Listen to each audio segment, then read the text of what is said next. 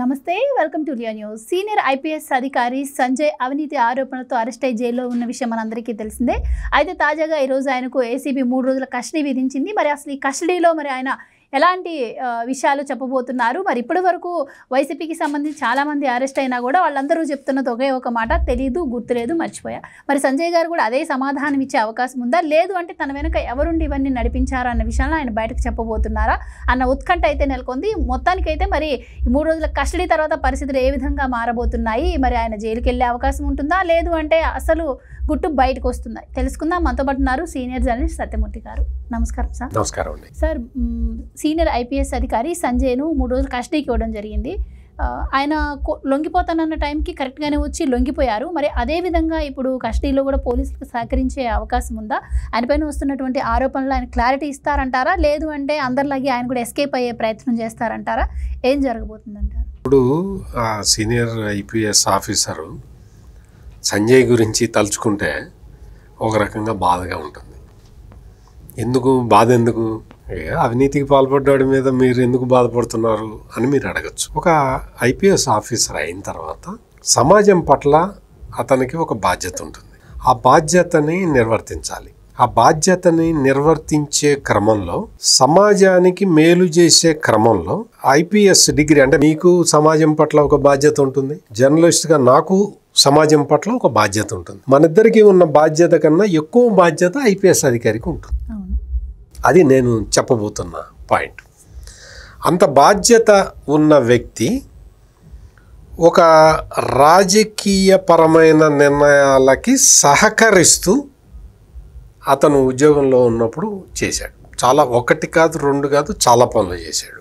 ఎప్పుడైతే అతను అంటే జగన్మోహన్ రెడ్డి ముఖ్యమంత్రిగా ఉండి ఎక్కువ దుర్వినియోగం చేసింది పోలీసు డిపార్ట్మెంట్. ఆ పోలీసు డిపార్ట్మెంటులో సంజయ్ లాంటి ఆఫీసర్లని, ఒక పాలిటీషియన్ నిన్ను దుర్వినియోగం చేస్తున్నాడు అన్న విషయం ఫస్ట్ నీకే తెలియాలి. ఆ దుర్వినియోగం చెయ్యకుండా నాకు సమాజం పట్ల నాకు బాధ్యత ఉంది, ఈ రాజకీయ నాయకుడు చెప్పినట్టల్లా నేను చెయ్యకూడదు అన్న స్పృహ ఉండాలి. ఈ రెండిట్లో ఏది ఉన్నా కానీ నీకు ఈ దుస్థితి వచ్చేది కాదు. ఆంధ్రప్రదేశ్ పోలీసులు తమ మంచి వాళ్ళు అంటే సంజయ్ మీద ఎలిగేషన్లు రాగానే అరెస్ట్ చేయలే. రిపోర్ట్ వచ్చింది. ఆ రిపోర్ట్ తర్వాత ఇతను నిందితుడు అని తేలింది. తేలిన తర్వాత వెంటనే కూడా అప్పుడు కూడా అరెస్ట్ చేయలే. సంజయ్ సుప్రీంకోర్టు వరకు వెళ్ళి అక్కడ తన కేసు వాదించుకున్నా కానీ సుప్రీంకోర్టు యాంటిసిపేటరీ బెయిల్ ఇవ్వటానికి రిజెక్ట్ చేసే వరకు పోలీసులు సంజయ్ జోలికి వెళ్ళలేదు, అరెస్ట్ చేయలేదు, హై హ్యాండెడ్నెస్గా ప్రవర్తించలేదు. ఎంత మంచివాళ్ళు ఆంధ్రప్రదేశ్ పోలీసులు. ఇటువంటి మంచి పోలీసు వ్యవస్థని అంటే ఈ సంజయ్ ఎంత దుర్వినియోగం చేశాడు. తనకు అధికారం ఉన్నప్పుడు, జగన్మోహన్ రెడ్డి అధికారంలో ఉన్నప్పుడు ఆయన ఒక సిఐడి చీఫ్గా ఎంత అధికార దుర్వినియోగానికి పాల్పడ్డాడు, ఎంతమందిని అరెస్టులు చేశాడు, అక్రమంగా అరెస్టులు చేశాడు, ఎంతమందిని జైలు పాలు చేశాడు, ఎంతమంది యువకుల మీద అక్రమ కేసులు పెట్టి కట్టకట్టాల వెనక్కి తోశాడు. అంటే నేను ఆంధ్రప్రదేశ్ పోలీసుల మంచి చెప్పిన తర్వాత ఈ సంజయ్ లాంటి ఆఫీసర్లు ఏం చేశారో చెప్పాను. అంటే మంచి అనేదే ముందర కనపడాలి, ముందర చూడాలి మనం. అటువంటి మంచి పోలీసులని, ఆ పోలీసులు ఉన్న వ్యవస్థని దుర్వినియోగం చేసిన అధికారి ఈ సంజయ్. చివరికి ఏం సాధించావంటే నీకు లభించిన స్వేచ్ఛ స్వాతంత్రాన్ని, అధికారిగా నీకు లభించిన స్వేచ్ఛని డబ్బులు కొట్టేయటానికి వాడుకున్నావు. అది కూడా వేరే వాళ్ళ డబ్బులు, వేరేకి సంబంధించిన ఏదో స్కాండల్ కాదు.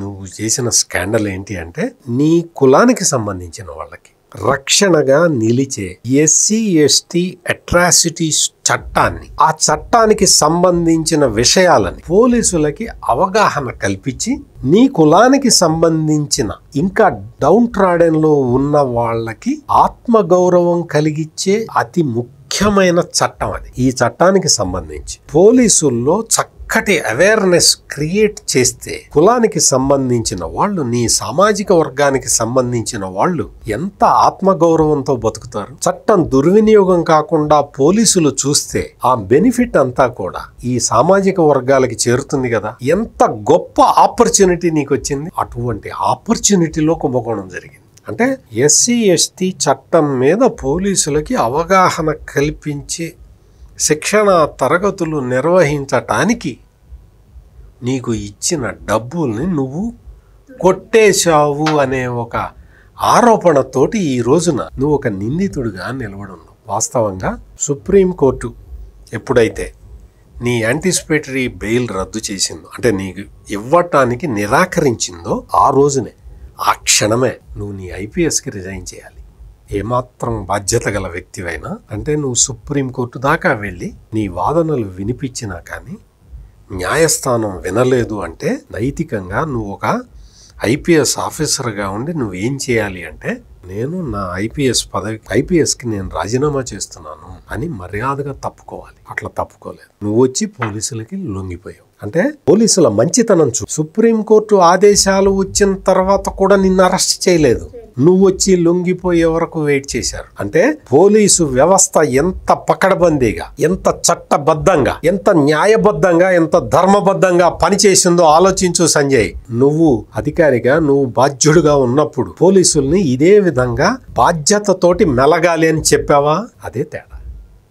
అందుకని ఇప్పుడు ఏమైంది?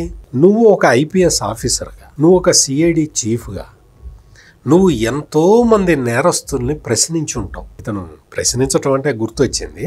సోషల్ మీడియాలో కేసులు పెడితే, అంటే జగన్మోహన్ రెడ్డికి వ్యతిరేకంగా సోషల్ మీడియాలో ఎవరన్నా పోస్టులు పెడితే వాళ్ళ మీద కేసులు పెట్టడమే కాదు, వాళ్ళ ఆస్తులు జప్తు చేస్తా అని బెదిరించాడు. సోషల్ మీడియాలో జగన్మోహన్ రెడ్డికి వ్యతిరేకంగా పోస్టులు పెడితే వాళ్ళని అరెస్ట్ చేయటమే కాకుండా వాళ్ళ ఆస్తులు జప్తు చేస్తానని చెప్పాడు.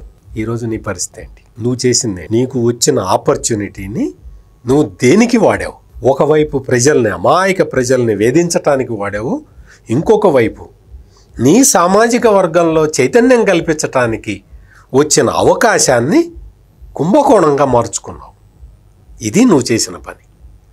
ఇక్కడ పోలీసు కస్టడీకి ఇవ్వటం అంటే మామూలుగా పోలీసులు అరెస్ట్ చేసిన తర్వాత కోర్టులో ప్రొడ్యూస్ చేస్తే జ్యుడిషియల్ కస్టడీకి ఇస్తారు. అంటే కోర్టు ఆధీనంలో అతను ఉంటాడు. ఇప్పుడు నువ్వు ఎవరి కిందకు వచ్చావు? పోలీసుల కిందకి వచ్చావు. పోలీసుల ఆధీనంలో, పోలీస్ కస్టడీ అంటే అది. ఇప్పుడు పోలీసులు నిన్ను ఎదురుగా కూర్చోపెట్టి నిన్ను క్వశ్చన్లు అడుగుతారు సంజయ్. అంటే నువ్వు ఒక నిందితుడిగా పోలీసులు ముందర కూర్చోబోతున్నావు. నిజంగా ఆలోచించు. నాకైతే బాధగా ఉంది. నువ్వు ఒక సీనియర్ మోస్ట్ ఐపీఎస్ ఆఫీసర్వి. కేవలం జగన్మోహన్ రెడ్డి మాట విని, జగన్మోహన్ రెడ్డి నీకు ప్రమోషన్ ఇస్తాడనో, నీకు లేకపోతే నీకు ఏదో ఒక బెనిఫిట్ వస్తుందనో ఆశపడి నువ్వు ఏం చేసావో ఒక్కసారి ఆలోచించుకో. నిజంగా నా సంపూర్ణ సానుభూతి నీకు. ఎందుకండి కుంభకోణం చేసితే మీరు సానుభూతి చూపిస్తారా అని మీరు అడగద్దు. ఎందుకు అంటే ఒక పోలీస్ అధికారిగా ఉండి ఎంతో మందిని అరెస్ట్ చేసే శక్తి ఉండి, అంటే నేరం చేసిన వాళ్ళని, నిజంగా నేరం చేసిన వాళ్ళని అరెస్టు చేసే అంత పొజిషన్లో ఉండి ఈరోజు నీ పరిస్థితి ఏంటో ఆలోచించు. కేవలం జగన్మోహన్ రెడ్డిని నమ్మటం వల్ల, కేవలం జగన్మోహన్ రెడ్డి కళ్ళల్లో ఆనందం చూడటానికి నువ్వు 100 మంది యువకుల్ని తీసుకొచ్చి సోషల్ మీడియా పోస్టులు పెట్టారని వాళ్ళ మీద ఇంత దౌర్జన్యపూరితంగా చేసావు కదా. ఈరోజు నువ్వేంటి ఎస్సీ ఎస్టీ చట్టం మీద అవేర్నెస్ క్యాంపెయిన్ చేసేది అది. ఇంకొకటి అగ్నిమాపక దళంలో ఉన్నప్పుడు నీకు ఒక సాఫ్ట్వేర్ డెవలప్ చేయటానికి ఒక కంపెనీకి ఇచ్చి, ఆ కంపెనీకి అందులో అనుభవం ఉందో లేదో తెలియదు. ఆ కంపెనీ పని చెయ్యక ముందరే నాకు డబ్బులు ఇచ్చేయంటే డబ్బులు ఇచ్చేస్తావా? ఎట్లా ఇస్తావు? ఆ కంపెనీ పని చేసిన తర్వాత కదా ఇవ్వాల్సింది. ముందరే ఇస్తావు. తీరా చూస్తే ఏంటి, అక్కడ కంపెనీనే లేదు. హైదరాబాద్లో ఎక్కడ అసలు కంపెనీనే లేదు. అంటే ఇటువంటి కార్యక్రమాలకి పాల్పడి ఈ రోజున నిన్నెవరు కాపాడతారు? జగన్మోహన్ రెడ్డి కాపాడగలుగుతాడా? ఆలోచించుకోవాలి ఇప్పటికైనా. అంటే పోలీస్ కస్టడీలో నువ్వు ఖచ్చితంగా ఏం జరిగిందో నిజం చెప్పు. వాస్తవాన్ని అంగీకరించు, తప్పు జరిగిందని ఒప్పుకో, నీ జాతికి నువ్వు క్షమాపణలు చెప్పు. అయినా శిక్ష అయితే తగ్గదు, కానీ చెప్తున్నా, కనీసం నీకు ఆత్మతృప్తైనా మిగులుతుంది. నువ్వు చేసిన తప్పులకి నువ్వు ఎన్ని రకాల సోషల్ మీడియాలో జగన్మోహన్ రెడ్డికి వ్యతిరేకంగా పోస్ట్ పెడితే అరెస్ట్ చేసి వాళ్ళ ఆస్తులు స్వాధీనం చేసుకుంటావా? అంటే ఒక సంజయ్ గారనే కాదండి, జగన్మోహన్ రెడ్డి గారి హ్యాండ్లో పనిచేసినటువంటి ఐఏఎస్లు ఐపీఎస్లలో చాలామంది కూడా ఇలాంటి ఆరోపణలు ఎదుర్కొని ఇప్పుడు జైలు బాటపడుతున్న పరిస్థితి. ఇలాంటి టైంలో వచ్చే ఐపీఎస్ ఆఫీసర్స్ కావచ్చు, ఉన్న వాళ్ళకి కావచ్చు, ఇది ఒక గుణపాఠం కాబోతుందంటారా? ఇలా అంటే ప్రభుత్వాలకి దాసోహం కాదు, ప్రజలకి దాసోహం అనేలాగా పనిచేయాలని తెలుసుకోవాల్సిన అవసరం కూడా ఉందంటారా? ప్రభుత్వానికి దాసోహం కావాలి, వ్యక్తులకి దాసోహం కాకూడదు. ప్రభుత్వానికి లోబడి పనిచేయాలి, వ్యక్తులకి లోబడి కాదు. ఈ పిఎస్ఆర్ ఆంజనేయులు కానీ, సంజయ్ కానీ, లేకపోతే ఇంకా వాళ్ళ పేర్లు చాలా ఉన్నాయి, వీళ్ళందరూ ఉన్నారు కదా, వీళ్ళందరూ కూడా ఒక వ్యక్తికి, జగన్మోహన్ రెడ్డి అనే ఒక వ్యక్తికి దాసోహం అని పనిచేశారు కాబట్టి ఈ పరిస్థితి వచ్చింది. ప్రభుత్వానికి వాళ్ళు దాసోహం అయ్యే పనిచేయాలి. వ్యక్తికి దాసోహం అన్నారు, ఆ వ్యక్తి చెప్పిన పనులన్నీ చేశారు, ఆ పనులు చట్ట విరుద్ధమైనవి, మానవతకు వ్యతిరేకమైనవి అన్న విషయాన్ని వీళ్ళు పట్టించుకోలేరు. ఆ పిఎస్ఆర్ ఆంజనేయులు కేసు అదే కదా. కాదంబరి జత్వాని అనే ఒక సినిమా నటిని నువ్వు బాంబే నుంచి తీసుకొచ్చి, ఆ తీసుకురావడానికి కూడా ఒక సీనియర్ మోస్ట్ ఐపీఎస్ ఆఫీసర్లను పంపించి, ఆ ఆదేశాలు కూడా ఎక్కడి నుంచి, సీఎం ఆఫీస్ నుంచి ఇచ్చి, ఆ అమ్మాయిని తీసుకొచ్చి టార్చర్ పెట్టి ఇల్లీగల్ కన్ఫైన్మెంట్లో పెట్టి, ఇదేమి రాజ్యం? ఈ రోజున ఒక వైసీపీకి సంబంధించి ఏదో ఒక పెద్ద నాయకురాలు, ఆమెకు చాలా పెద్ద నాయకురాలుగా ఫీల్ అయ్యి ఆమె చెప్తూ ఉన్నది, కాదంబరి జత్వాని కేసులో చాలా వేగంగా పనిచేస్తున్నారు, సుగాలి ప్రీతి కేసులో కూడా అంతే వేగంగా చేయాలి. ఏం మాట్లాడుతున్నావు? ఈ వైసీపీ నిజంగా చెప్తున్నా కదా, ఈ వైఎస్ఆర్ కాంగ్రెస్ పార్టీకి స్క్రిప్టులు రాసిచ్చేవాళ్ళు, వాళ్ళ కేసు బై కేసు ఏంటో తేడా తెలియదు. ప్రజల్ని కన్ఫ్యూజ్ చేయటం ఒక్కటే లక్ష్యం తప్ప, సుగాలి ప్రీతి కేసులో ఏం చేశారు, ఏం జరిగింది, రిపోర్ట్ ఎట్లా వచ్చింది, అవన్నీ తెలుసుకోవాలి కదా.